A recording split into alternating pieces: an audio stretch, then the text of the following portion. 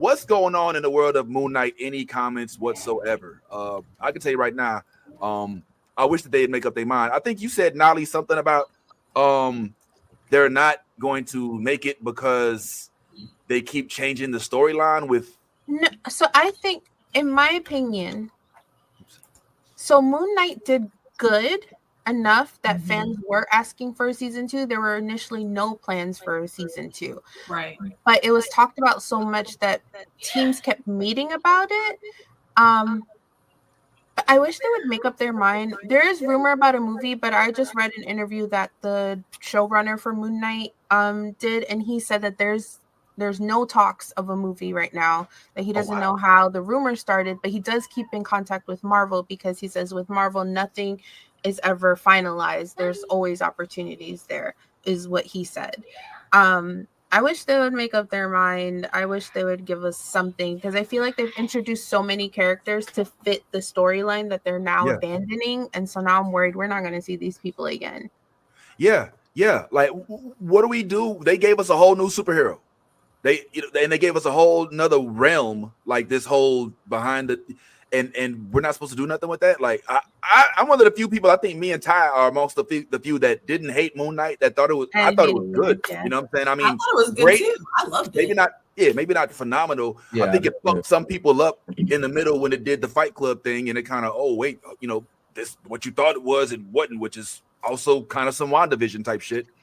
But I see no reason to not. I mean, was the lack of interest so vast, Nolly, that they just didn't?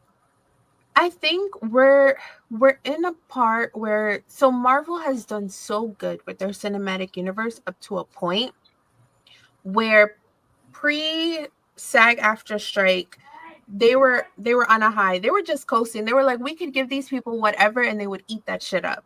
Yes. And post-strike, we realized, you know what? Now that we look at it, the writing's been slacking. They've been giving us bare minimum, half-assed villains, and I think we're at a point where we need Marvel to get it together. Like, there should have been no reason to not recast Jonathan Majors. You literally spent so many movies and shows building up this multiverse saga, gave us one movie in the multiverse, and then we're like, so by the way, we're going to shift and we're just going to focus on other universes and we're going to do Doctor Doom now. And it's like, but what about everybody else? Yeah. Well, I mean, did they have a choice? I mean, when the Jonathan Majors shit popped, that was their game plan. They had to run to the drawing board really quick, and they really had to like recalibrate in public. And I just wonder if that has any impact. I mean, I don't know what lesson you take away from that. If it was DC, they would have just kept Jonathan Majors on. You know what I'm saying? Because they did. Ezra, they was like, I don't give a fuck if he's got 12 felonies, if he hit some lady in the face at a karaoke bar. I don't give a good goddamn. This is our guy, and whether the movie flops or not, this is our guy. They would have looked bad, but it is what it is. What up, Ty?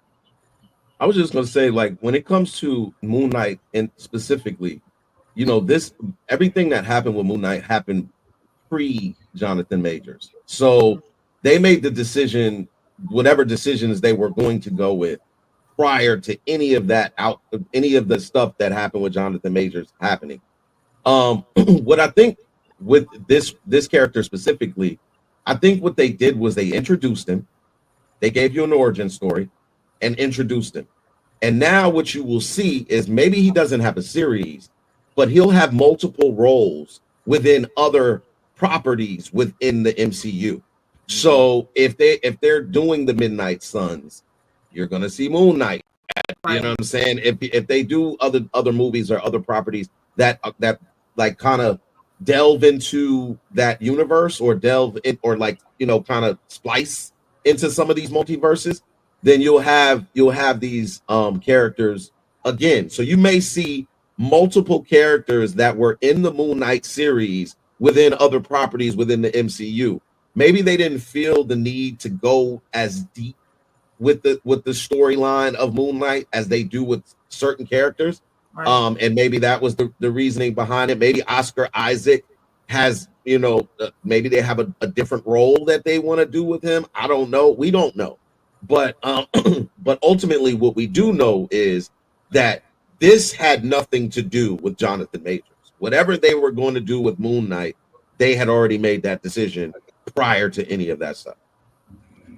Well, that's easy to say, and I'm assuming that you're more than likely right. But who knows what they were planning for that second season? You know what I'm saying? Like if they were planning some sort of Kang overlap, some sort of other, character overlap. But I tend to agree with you that it's the Jonathan Major thing can't be used as an excuse to scrap every project, because I mean it definitely didn't he definitely wasn't in Moon Girl. Nah. And on oh go ahead.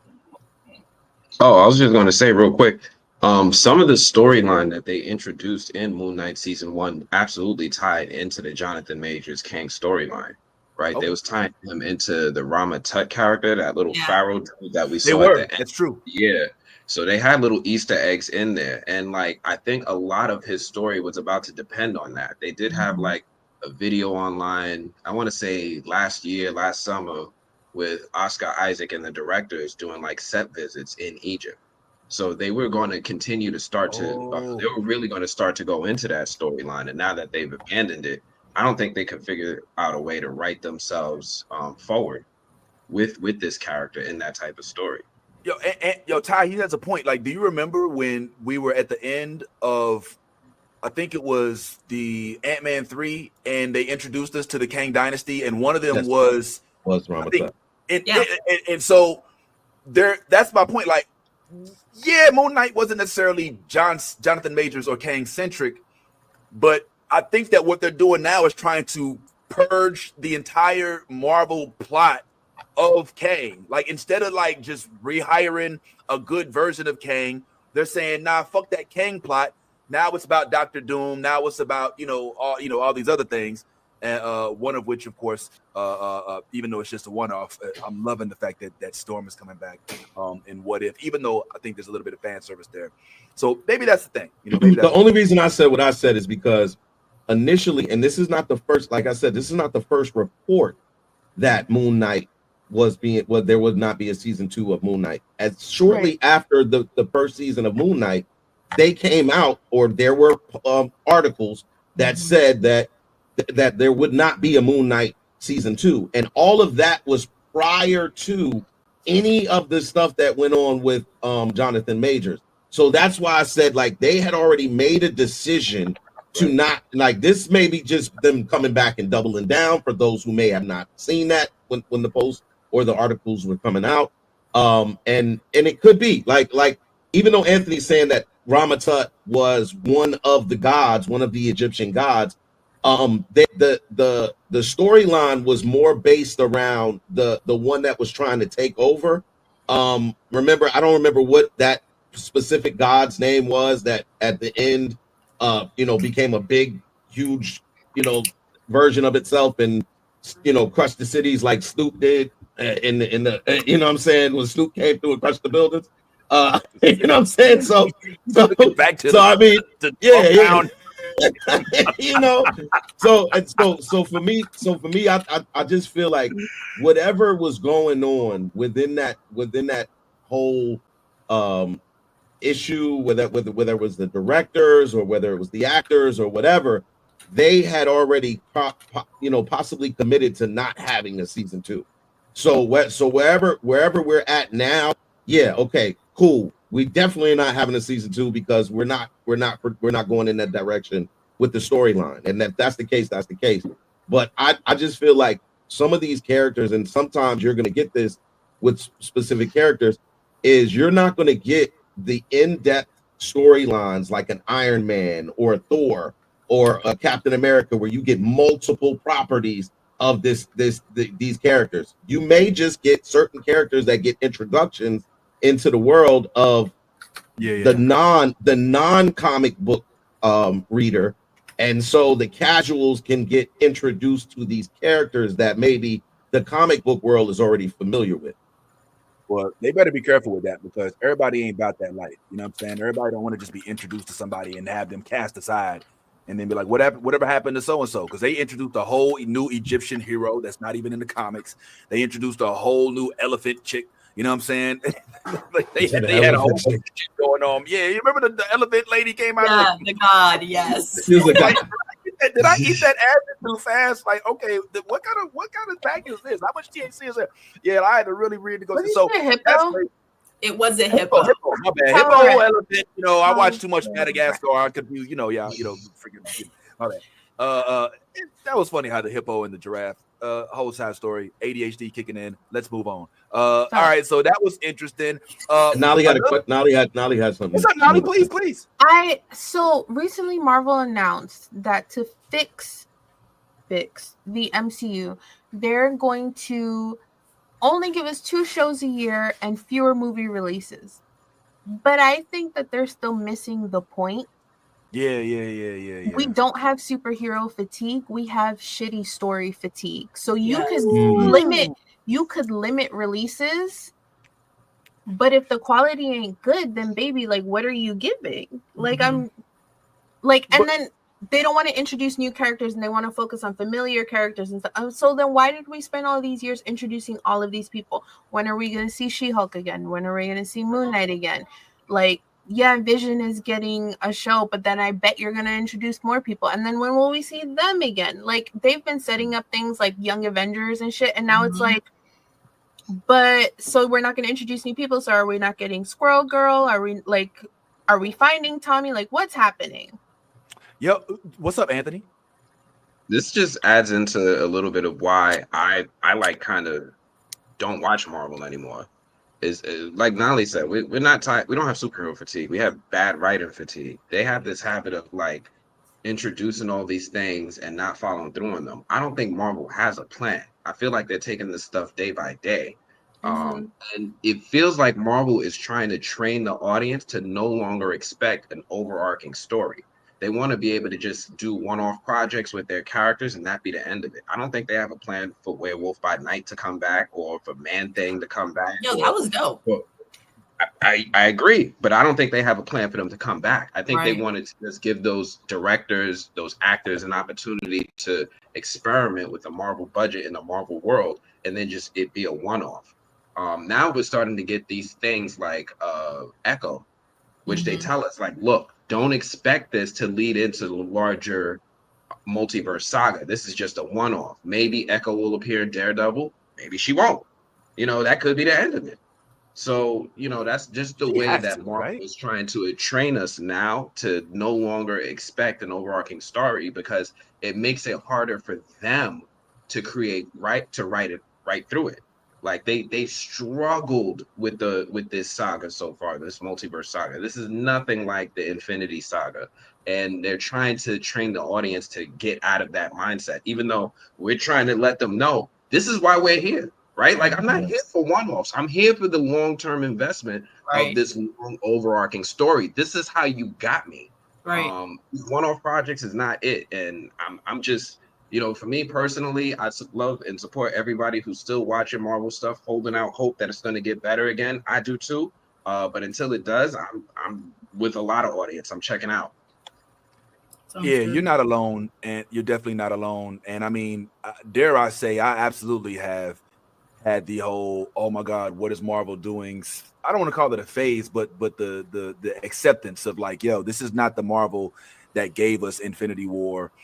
This, I believe, is a combination of oversaturation, not oversaturation of just projects, but of not necessarily of mediocre mid projects.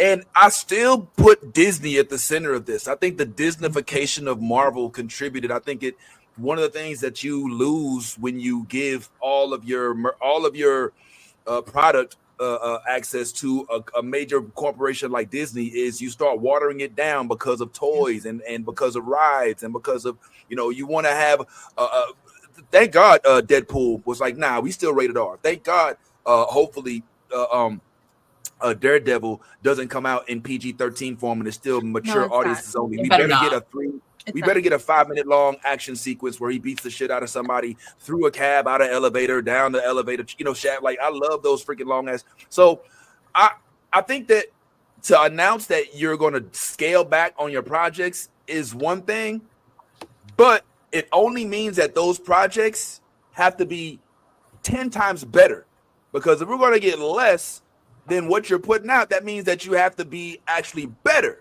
Mhm. If I think that's what I'm feeling, you know. So, what's up, Ty? I'm just gonna say this, right? I don't blame Disney as much as I as I blame a non-competitive market. And like that's like Speak on it when you don't have something to compare something to, it's hard to Mhm. grade it. You understand what I'm saying? So I think and honestly, this move feels more like the people in Marvel and in and maybe even the execs in Disney also understand that we're pitching to an audience in a non-competitive market. We don't have any competitors. So let's slow down and allow the competitors to catch up. This almost feels like a favor for a favor. This feels like, Wow. it does. It feels like Kevin Feige had a relationship with James Gunn. James Gunn is over here trying to create a DCU. It's so funny that he changed it to DCU, isn't it? Almost like he mirrors the MCU. So it for I think they all realize that it's beneficial for the DCU to have some level of competition, bringing whatever they're going to bring to the forefront. So if Marvel dials it down, what are we going to have to do? We're going to have to find something to do with ourselves. What's the next option? Well, the only other option out there would be the DCU. And it's so funny that the DCU is now putting together all of these different properties that they're preparing us for. We're supposed to get Superman, and we're supposed to get Green Lantern, and we now there's talks about a live Teen Titans, and you know what I'm saying, and all of these, all of these things. Plus, you have Matt Reeves' universe that is up and coming with the Penguin and the possibilities of another Batman and talks of a Mr. Freeze. And so these are this is giving opportunity to the competitors to make the market thrive again, because that's when the market thrives. When there's competition within the market, then the market thrives. They understand that from a business aspect, and I think that is one of the reasons why they're like, all right, we've been just putting out a whole bunch of shit and nobody else is putting out anything. And right now, we're just oversaturating the shit. We're spending a lot of money on properties that are not being successful. And I think we need to just reevaluate what we got. And then I think somebody in the room is like, well, James is over there working on some stuff with DC. They're like, well, let's see how that works out. Let's just dive, let's chill for a minute, because we have that luxury, by the way, to chill. We have the luxury of being able to do that. And let's see what kind of product they put out there. Because when they put their product out there, and then people are like, yo, DC sucks, I'm going back to Marvel. That's what you're hoping. Or DCU puts out some good shit, and then Marvel has to go and compete. And now the editors, the writers, the CGI guys, everybody in the back is now like, now I have something to work for. I have something to go against. I have something to look forward to. And I think that's ultimately what it is. Nolly, didn't Kevin Feige and James Gunn just trade blows? They didn't really trade blows. It was it was Black Nerd Twitter being Black Nerd Twitter and saying that if we had an actual fight between Feige and Guns, then we would get some good shit. So you know what? I support it. So Kevin Feige, James Gunn didn't call any of the Marvel writers a hack in real life. That was fake news. And then I wish it was real so bad. I so want an East Coast, West Coast beat Marvel and DC like legit beef. Like I really want them to like really scale it up. I want it to be versus style, back and forth. You throw me a Penguin, I'll throw you a Deadpool. I think that real legitimate death row bad boys type shit is what will revive this industry. And Ty, you definitely said a mouthful, because I do believe that with Colin Farrell's performance in Penguin, which is more than likely going to win awards. Yes, there's no question about it. No question. The whole cast is going to win awards for their performance. This show is going to win awards, and they did it without green screen. They did it without CGI. They did it without superpowers. They did it without main characters. They're doing this, and they're showing Marvel like, look, man, because remember, What's James Gunn known for? Guardians of the Galaxy. Who the fuck was checking for Guardians of the Galaxy? And he took that franchise and made it into something hella profitable. He can do the same thing with DC. So be careful, Marvel. I'm glad y'all are scaling back, but be careful about these moves y'all making.